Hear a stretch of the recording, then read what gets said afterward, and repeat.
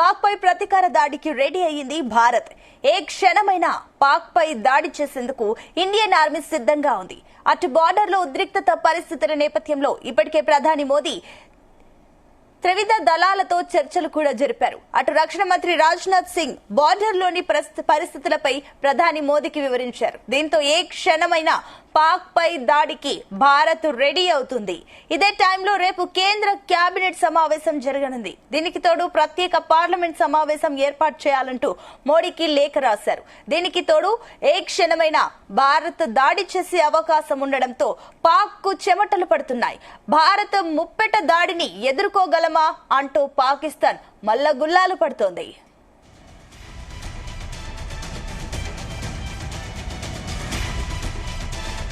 Right, ఇదే అంశానికి సంబంధించి మరిన్ని డీటెయిల్స్ మా కరెస్పాండెంట్ శ్రీచరణ్ అందిస్తారు. శ్రీచరణ్, యుద్ధానికి సమర శంకారం అనేది అతి త్వరలోనే ఒకవేళ ప్రారంభమయ్యే అవకాశం ఉందనేది కూడా ప్రస్తుతం తెలుస్తోంది. ఎందుకంటే బార్డర్ లో పలు చోట్ల కూడా ఆంక్షలు విధిస్తున్నారు. కొన్ని ప్లేసెస్ లో ఎవరిని అంటే సివిలియన్స్ ని కూడా అనుమతించట్లేదు. ప్రస్తుతము బార్డర్లు గడిచిన 3 రోజులుగా కూడా ఒక ఉద్రిక్త వాతావరణం నెలకొని ఉంది. పాకిస్తాన్ ఇప్పటి వరకు 5 సార్లు కూడా కాల్పుల ఉల్లంఘన ఎల్ఓసి దగ్గర ఉల్లంఘించింది. ఎప్పటికప్పుడు మన భద్రతా దళాలు కూడా భారత భద్రతా దళాలు కూడా తిప్పికొడుతున్నాయి. కానీ ప్రస్తుతము రేపు ఉదయం 11 గంటలకి కేంద్ర కేబినెట్ సమావేశం కానుంది. కేంద్ర కేబినెట్ సమావేశంలో కీలక నిర్ణయం తీసుకున్నారు. ఇప్పటికే ప్రతిపక్ష నేతలు కూడా పలుమార్లు ఇటు రాహుల్ గాంధీతో పాటు ఏఐసిసి ప్రెసిడెంట్ మల్లికార్జున్ ఖర్గే కూడా లేఖ రాశారు ప్రధానమంత్రికి. పార్లమెంట్ ప్రత్యేక సెషన్ పెట్టాలి అని చెప్పేసి, అలాగే ఎవరైతే 26 మంది చనిపోయారో సిటిజన్స్ వాళ్ళందరికీ కూడా సంతాప సభ అనేది పెట్టాల్సిందిగా కూడా కోరారు. దీంతో పాటు రాహుల్ గాంధీ కూడా ప్రత్యేకంగా ప్రధానమంత్రి నరేంద్ర మోదీకి లెటర్ రాశారు.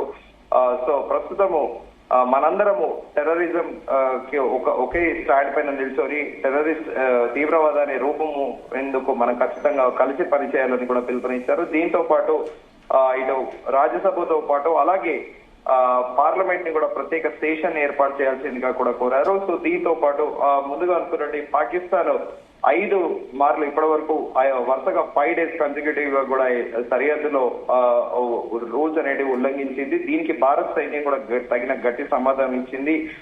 జమ్మూ కాశ్మీర్ లోని అగ్నూర్ సెక్టర్ తో పాటు కాశ్మీర్ లోని కుప్వారా, బారాముల్లాలో కూడా సరిహద్దు రేఖను ఉల్లంఘించింది. దీని కారణంగా పాకిస్తాన్ కు భారీ నష్టం వాటిల్లిందని విశ్వసనీయ వర్గాల సమాచారం. ఇందులో పాకిస్తాన్ కు చెందిన అనేక పోస్టులు కూడా దెబ్బతిన్నాయని కూడా చెబుతున్నారు. ఎప్పుడైతే షెల్లింగ్ ఫైర్ మొదలు పెట్టారో అప్పటి నుంచి ఎడతెరిపి లేకుండా భారత సైన్యము విరుచుకుపడుతున్నాయి. గతంలో కూడా చర్చించుకున్నాము. ఆర్టిలరీ వెపన్స్ లో ఒక్కసారి లోడ్ చేస్తే కన్సెక్యూటివ్ ఒక మ్యారథాన్ లాగా యావరేజ్ గా 30 నుండి 40 మినిట్స్ వరకు ఎడతెరిపి లేకుండా కూడా చిన్నపాటి మిసైళ్లు అలాగే ఈ లాంచర్లు అనేటివి కూడా వెచ్చుకుపడుతుంటాయి. సో దీని కారణంగానే పాకిస్తాన్ కు చెందిన బార్డర్ లో అనేక పోస్టులు కూడా దెబ్బతిన్నాయనేది కూడా ప్రస్తుతం నడుస్తోంది. గత కొన్ని రోజులుగా కాశ్మీర్ లోయలోని కుప్వారా, బారాముల్లా, జమ్మూలోని పూంచ్ అలాగే రాజౌరి, అక్తార్ సెక్టర్లలో సరిహద్దు రేఖను కూడా నిరంతరం పాకిస్తాన్ రూల్స్ అండ్ రెగ్యులేషన్స్ ని ఉల్లంఘించాయి. దీనికి ఎప్పటికప్పుడు కూడా బార్డర్ లో మన భారతదేశ సైన్యము తగిన సమాధానం ఇస్తుంది. ప్రస్తుతం జమ్మూ కాశ్మీర్ లో ఎన్కౌంటర్ యాంటీ టెర్రర్ ఆపరేషన్స్ కూడా జరుగుతున్నాయి. మనం చూస్తున్నాము విజువల్లో ఇల్లు ప్రతి వాడ వీధి తిరిగి కూడా టెర్రరిస్టులకు సంబంధించిన అనుచరులు కానీ ఎవరున్నా కూడా ఆ ఇళ్లను పేల్చేస్తున్నారు. ప్రస్తుతం బార్డర్ లో మాత్రము ఏ క్షణానైనా యుద్ధం అనేది ప్రారంభించే అవకాశం ఉంది. సో దీనికి తోడు ఇప్పటికీ అంటే ఫార్మల్ అనౌన్స్మెంట్ అంటే అధికారిక ప్రకటన యుద్ధం మొదలైందని కాకుండా అన్అఫీషియల్ గా యుద్ధం స్టార్ట్ అయ్యి 2 రోజులు అవుతుంది. ముందుగా అనుకున్నట్టు దాదాపు 5 days నుంచి కూడా పాకిస్తాన్ ఉల్లంఘనకి పాల్పడి కాల్పులు చేస్తుంది. సో భారత్ కూడా దానికి గట్టిగా రిటాలియేట్ ఇస్తుంది. సో ఇప్పుడు రేపు రాజ్నాథ్ సింగ్ రక్షణ మంత్రి రాజ్నాథ్ సింగ్ ప్రధాని నరేంద్ర మోదీకి కూడా కేబినెట్ సమావేశంలో పలు అంశాలు చర్చించనున్నారు. ఇప్పటికే అటు సిడిఎస్ తో పాటు అలాగే జమ్మూ కాశ్మీర్ లెఫ్టినెంట్ గవర్నర్ ఇచ్చిన నివేదిక పైన కూడా చర్చించారు రాజ్నాథ్ సింగ్. అలాగే బార్డర్ లో ప్రస్తుతం ఉన్న పరిస్థితి, అలాగే 22న దాడి తర్వాత దాడి తర్వాత జరిగిన పరిణామాలు అలాగే ఏ విధంగా జరిగింది అనేది పూర్తి స్థాయిలో ప్రధానమంత్రికి రక్షణ మంత్రి రాజ్నాథ్ సింగ్ వివరించారు. సో రేపు జరిగే కేంద్ర కేబినెట్ సమావేశం అనేది చాలా కీలకంగా కానుంది. ఎందుకంటే దీనిలో ఖచ్చితంగా కేంద్ర ప్రభుత్వం ఒక డెసిషన్ తీసుకోబోతుంది అనేది కూడా ప్రస్తుతం చర్చ నడుస్తోంది. ఎందుకంటే పాకిస్తాన్ కూడా ప్రస్తుతము తన స్టాండ్ మార్చుకొని ఇనిషియల్ గా 2-3 రోజులు పాకిస్తాన్ లీడర్లు ఆర్మీ చీఫ్ వెకలి మాటలు పనికిరాని మాటలు మేకపోతు గాంభీర్యాన్ని ప్రదర్శించాయి. కానీ ఇప్పుడు రియలైజ్ అయిపోయి మ్యాక్స్ దౌత్య సంబంధాలు మెరుగుపరిచేటందుకు ఇంటర్నేషనల్ లెవెల్లో కూడా ప్రయత్నాలు ప్రారంభించబోతోంది అంటూ కూడా మరో వార్త సర్క్యులేట్ అవుతోంది. కానీ భారతదేశం మాత్రం ప్రధాని నరేంద్ర మోదీ బీహార్ లో ఒక బహిరంగ సభలో ఇచ్చిన మాట ప్రకారం ఖచ్చితంగా పాకిస్తాన్ కి లోపలికి వెళ్లి చొచ్చుకొని వెళ్లి టెర్రరిస్టుల్ని కొట్టి వస్తామని ఆయన ఏదైతే చెప్పారో దానికే భారత ప్రభుత్వం కట్టుబడి ఉందనేది కూడా తెలుస్తోంది. సో ప్రతి ఒక గంభీరమైన వాతావరణం నెలకొని ఉంది. సో ఇప్పటికే ఆఫ్ ద రికార్డ్ ఫైరింగ్ లో అలాగే టెర్రరిస్ట్ ఎన్కౌంటర్లు అనేటివి భద్రతా దళాలు చేస్తున్నాయి. కానీ అఫీషియల్ అనౌన్స్మెంట్ అనేది రేపు కేంద్ర కేబినెట్ సమావేశం తర్వాత వస్తుందా, లేకపోతే ప్రత్యేకంగా పార్లమెంట్ సెషన్ ఏర్పాటు చేసి టూరిస్టులు ఎవరైతే మరణించారో వారందరికీ సంతాపం ప్రకటించాక యుద్ధం ప్రారంభమవుతుందా అనేది కూడా మనం రేపటి వరకు వేచి చూడాల్సింది. సునీత, అయితే శ్రీచరణ్, మరోపక్క అటు ప్రధాని మోదీ ఆల్రెడీ ఆ త్రివిధ దళాలతో చర్చలు జరిపినట్లు తెలుస్తుంది. ఇప్పుడు త్రివిధ దళాలు యుద్ధానికి సంబంధించి సిద్ధంగా ఉన్నాయా? అండ్ దీనికి సంబంధించిన డీటెయిల్స్ ఏంటి?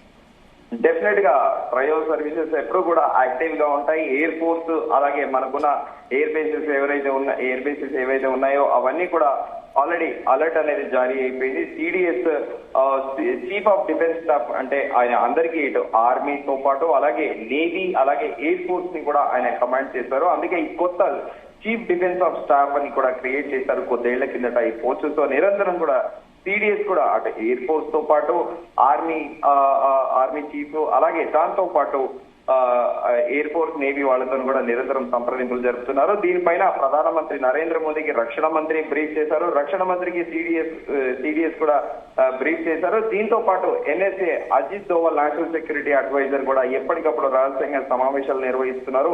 సో కంప్లీట్ గా ఇటు త్రివిధ దళాల స్ట్రాటజీతో పాటు అజిత్ దోవల్ ఎప్పటికప్పుడు కూడా స్ట్రాటజీస్ అనేది ప్రిపేర్ చేస్తున్నారు. ఇవన్నీ ఒక రిపోర్ట్ డైలీ బేసిస్ రిపోర్ట్స్ అనేటివి ప్రధానమంత్రికి చేరవేస్తున్నారు. కానీ రేపు జరిగే కేబినెట్ సమావేశం పైన సర్వత్రా ఆసక్తి నెలకొని ఉంది. ఎందుకంటే రేపు కేబినెట్ లోనే తీర్మానిస్తారా పాకిస్తాన్ పై యుద్ధం చేయడానికి అనేది కూడా సర్వత్రా ఉత్కంఠ నెలకొని ఉంది. మరోవైపు బార్డర్ లో యథావిధిగా అంటే గడిచిన 35-40 ఏళ్లుగా ఎలాంటి టెన్షన్ ఉందో కానీ ఈసారి కాస్త విపరీతంగా ఉద్రిక్త వాతావరణం అనేది నెలకొని ఉంది. ఎందుకంటే విశ్వసనీయ వర్గాల సమాచారం మేరకు ఇందాక మనం చెప్పుకున్నట్టు పాకిస్తాన్ కి చెందిన చాలా చెక్ పోస్టులు ధ్వంసమయ్యాయని, కొంతమంది అధికారులు పాకిస్తాన్ ఆర్మీ అధికారులు దేశం విడిచి పారిపోయారని, మరికొంతమంది బంకర్లలో దాచుకుంటున్నారని, ఏ క్షణాన బ్రహ్మోస్ మిసైల్ వచ్చి కరాచీలో పడుతుందా, ఇస్లామాబాద్ పడుతుందా, లేకపోతే కరాచీ పోర్ట్ లో పడుతుందా అనేది కూడా వాళ్ళందరూ భయంతో ఇప్పటికే ఆర్మీ అధికారులు తమ కుటుంబ సభ్యుల్ని బంకర్లు దాచారనేది కూడా మరో వార్త ప్రచారంలో ఉంది. సో ఏదైనప్పటికీ మునుపటి భారత్ లా కాకుండా ఒక సరికొత్త భారత్ ని ఖచ్చితంగా పాకిస్తాన్ తో పాటు ప్రపంచం కూడా చూడబోతోంది అనేది మాత్రము ఢిల్లీ సర్కిల్స్ లో విపరీతంగా చర్చ జరుగుతోంది. సునీత, అయితే శ్రీచరణ్, మరోపక్క ఈ యుద్ధానికంటే మునుపటి ప్రజల మద్దతు కానివ్వండి, అదేవిధంగా జాతీయ భద్రత కానివ్వండి, అదేవిధంగా రాజకీయ లాభ నష్టాలు ఇవన్నిటిని పరిగణనలోకి తీసుకొని కేంద్ర ప్రభుత్వం ఎలా సమతుల్యం చేయబోతుంది వీటిని? డెఫినెట్ గా మొన్న జరిగిన పహల్గాం ఘటనలో యావత్ దేశం మొత్తం కూడా కేంద్ర ప్రభుత్వం వెంటనే ఉంది. కేంద్ర ప్రభుత్వానికి మద్దతు ఇస్తుంది. అపోజిషన్ పార్టీస్ కూడా ఇంక్లూడింగ్ కాంగ్రెస్ పార్టీ అలాగే అపోజిషన్ లీడర్ రాహుల్ గాంధీతో సహా మన రాష్ట్రంలో ముఖ్యమంత్రి రేవంత్ రెడ్డి కూడా సంచలన వ్యాఖ్యలు చేసిన విషయం తెలిసిందే. పాకిస్తాన్ ఆక్యుపైడ్ కశ్మీర్ ని స్వాధీనం చేసుకోండి, పూర్తి మద్దతు ఇస్తాము, మేమందరం మీతోనే ఉన్నామని ముఖ్యమంత్రి రేవంత్ రెడ్డి కూడా ప్రకటించిన విషయం తెలిసిందే. సో ఇప్పుడు దేశవ్యాప్తంగా ప్రతి ఒక్కళ్ళు కూడా దేశం మొత్తం కూడా రగిలిపోతుంది. టెర్రరిస్టులని ఎవరైతే ఈ దాడికి పాల్పడ్డారో వాళ్ళని ఖచ్చితంగా పని చేయాలి. అలాగే ఈ టెర్రరిస్ట్ ఆర్గనైజేషన్ కి ఎవరు పండిస్తున్నారో దీని సూత్రధారులు ఎవరు, ఒకవేళ పాకిస్తాన్ అయితే ఖచ్చితంగా పాకిస్తాన్ తో వార్ చేసి పాకిస్తాన్ ని కొట్టిపడేయాలని కూడా దేశవ్యాప్తంగా ప్రజలందరూ కూడా డిమాండ్ చేస్తున్నారు. సో ప్రభుత్వానికి దీనిలో ఎలాంటి అంటే ప్రతిపక్షాల నుంచి కానీ ప్రజల నుండి కానీ ఎలాంటి అడ్వర్సిటీ అనేది లేదు. కాకపోతే ఒకసారి యుద్ధం మొదలైతే యావరేజ్ గా ఒక రోజుకి 1200 నుంచి 3,000 కోట్ల రూపాయల వరకు ఖర్చు వచ్చే అవకాశం ఉందని కూడా కేంద్ర ప్రభుత్వం అంచనా వేస్తోంది. సో తీవ్రత బట్టి యుద్ధ తీవ్రతను బట్టి కూడా పెరగొచ్చు తగ్గొచ్చు. కానీ పాకిస్తాన్ తో వార్ అనేది జనరల్ గా ఒక నానుడి మిలిటరీ ఎక్స్పర్ట్స్ అలాగే రిటైర్డ్ కల్నల్ లెఫ్టినెంట్ కల్నల్ వాళ్ళందరూ కూడా చెబుతూ ఉంటారు. ప్రముఖ జాతీయ మీడియా నేషనల్ మీడియా డిబేట్స్ లో కానీ అంతర్జాతీయ మీడియా డిబేట్స్ లో పాకిస్తాన్ ని కొట్టాలంటే కేవలం భారతదేశానికి 3 గంటలు సరిపోతుంది. 3 గంటల్లోనే పాకిస్తాన్ ని మొత్తం వైపౌట్ చేయొచ్చు అనేది కూడా అంటూ ఉంటారు. సో మరి ఈ మేరకు అంతర్జాతీయ ఒత్తిళ్లు ఎలా ఉంటాయి, అలాగే దీనికి సంబంధించిన యుద్ధానికి సంబంధించిన ఖర్చు, అలాగే మొన్న రీసెంట్ గా ఆల్ పార్టీస్ మీటింగ్ లో కూడా చర్చించారు. సో రేపు కేంద్ర కేబినెట్ సమావేశం అనంతరం కూడా మరోసారి కేబినెట్ తీసుకునే డెసిషన్ ని బట్టి ప్రతిపక్షాలకు కూడా ఒక కాల్ మళ్ళీ ఆల్ పార్టీ అఖిలపక్ష సమావేశం ఏర్పాటు చేస్తారా లేకపోతే కేబినెట్ డెసిషన్ తీసుకుంటుందా అనేది మనం రేపటి వరకు వేచి చూడాలి. సునీత, అయితే శ్రీచరణ్ ఫైనల్లీ అటు చూస్తే కూడా భారత్ కి ఏదైతే పహల్గాం దాడి జరిగిన తర్వాత ప్రపంచ దేశాలకు కూడా మద్దతు పలకడం జరిగింది, కొన్ని దేశాలు కూడా. అయితే ఇప్పుడు ఈ యుద్ధానికంటే మునిపే అంతర్జాతీయంగా ఏమైనా మద్దతు తీసుకునే అవకాశం ఉందా భారత్? డెఫినెట్ గా ఇప్పటికే ఇజ్రాయెల్ ప్రధాని బెంజమిన్ నెతన్యాహు వాలంటీర్ గా ప్రధాని నరేంద్ర మోదీకి ఫోన్ చేసి తాము మద్దతు ఇస్తామని చెప్పారు. అలాగే ఈ మేరకు అమ్యునిషన్స్ కానీ ఆయుధాలకు సంబంధించి ఏదైనా కూడా ఎల్లప్పుడు తోడుగా ఉంటామని కూడా హామీ ఇచ్చారు. ఇదే కాకుండా యూరోపియన్ యూనియన్ లోని కొన్ని దేశాలు అలాగే ఫ్రాన్స్ కూడా భారతదేశానికి మద్దతు నిలిచింది. సో ఓవరాల్ గా ఇప్పుడు ప్రపంచం అంతా మరి ఇండియా పాకిస్తాన్ వార్ అయితే పెద్దగా ప్రపంచానికి నష్టం లేదు. కానీ ఒకవేళ చైనా దీంట్లో ఆల్రెడీ టర్కీ మనం ఉదయాన్నే చర్చించుకున్నాము, టర్కీ కూడా దాదాపు 6 విమానాల్ని తమ జెట్ ఫైటర్లని పాకిస్తాన్ లోని కరాచీ అలాగే ఇస్లామాబాద్ ఎయిర్ బేస్ లో కూడా పంపించింది. దీంతో పాటు పలు ఆయుధాలు కూడా పంపించినట్లు కూడా సమాచారం అందుతుంది. అయితే ఒకవేళ పాకిస్తాన్ తోని చైనా ఇంటర్ఫియర్ అయితే చైనాతో పాటు నార్త్ కొరియా కూడా కలిసే అవకాశం ఉంది.